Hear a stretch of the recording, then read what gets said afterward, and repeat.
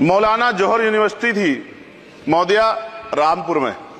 आप शिक्षा की बात करते, जो शिक्षा को बढ़ावा दिया आजम साहब, आप देखिए राजनीतिक कारणों से जेलें बंद कर दी हैं और किस तरह का उनके साथ में अत्याचार हो रहा है। मैं मांग करता हूं राजनीतिक कारण छोड़ के उस यूनिवर्सिटी को बंद करने का लक्ष्य सरकार का ये गलत है। इस तरह से आप नहीं रोक सकते हैं। साथ साथ बीएड के बच्चे जो हैं उनका भविष्य खराब हो गया, करोड़ों में उनकी संख्या है, क्योंकि एक नया आदेश वो करके प्राइमरी स्कूल में नहीं भर्ती हो सकते। बीटीसी और बीएड के बच्चे परेशान हैं। इसलिए मैं आपसे आग्रह करूंगा इस पर ध्यान दे।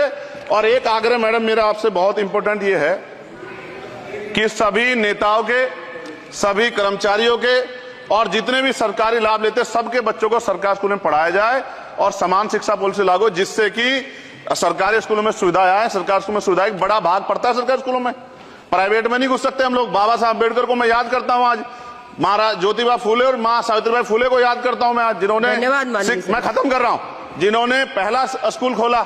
और फिर मैं आपसे कह रहा हूं, संत गाडगे जी महाराज ने कहा कि एक रोटी कम खाओ लेकिन अपने बच्चों को पढ़ाओ। और बाबा साहब ने कहा खत्म करते हुए कि जो शिक्षा श्रेणी का दूध है जो पिएगा दाड़ेगा। शिक्षक वैसे हम लोग बोल रहे हैं, तो इसके साथ खेलना हो, इसका बाजारीकरण रोका जाए और सबको पढ़ने का मौका मिले, इसका ध्यान सरकार रखे। बहुत बहुत धन्यवाद। और शिक्षा मंत्री जी बैठे हैं, आपसे आग्रह है ग्रामीण क्षेत्रों के बच्चों पर ध्यान दीजिए सर।